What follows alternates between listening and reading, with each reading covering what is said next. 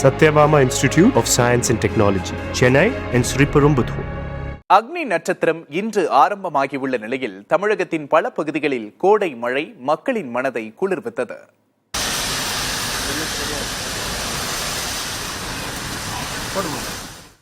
கோடை காலம் உச்சத்தை அடைந்துள்ள நிலையில் மக்களின் அவதியை தணிவிக்கும் வகையில் பல பகுதிகளில் மழை பெய்துள்ளது.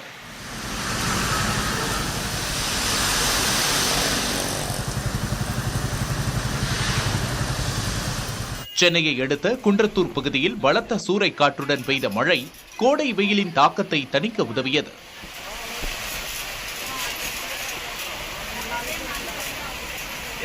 சென்னையின் சில பகுதிகளில் மழை பெய்த நிலையில் பிற்பகல் 4 மணியளவிலேயே இருள் சூழ்ந்தது.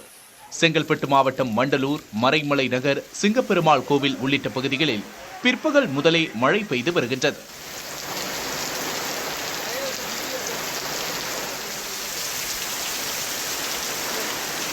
திருவள்ளூர் மாவட்டத்தின் பல்வேறு பகுதிகளில் பிற்பகலில் திடீரென்று கருமேகங்கள் சூழ்ந்து பலத்த காற்றோடு மழை பெய்தது. செங்குன்றம், சோழவரம், அளமாதி, திருவள்ளூர், பூண்டி, பொன்னேரி, பெரியபாளையம், கும்மிடிப்பூண்டி, ஆரம்பாக்கம் சுற்றுவட்டார இடங்களில் பரவலாக இடி மின்னல் பலத்த காற்றோடு கூடிய மிதமான மழை பெய்தது.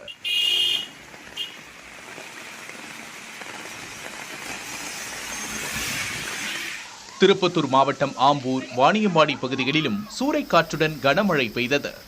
நிலத்தடி நீர்மட்டம் உயர இந்த மழை உதவும் என உள்ளூர் மக்கள் மகிழ்ச்சி தெரிவித்தனர்.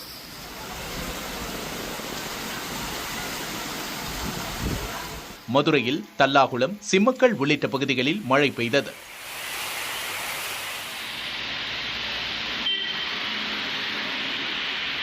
சேலம் மாவட்டம் கெங்கவல்லி பகுதியிலும் கோடை மழை மக்கள் மனங்களை குளிர்வித்தது.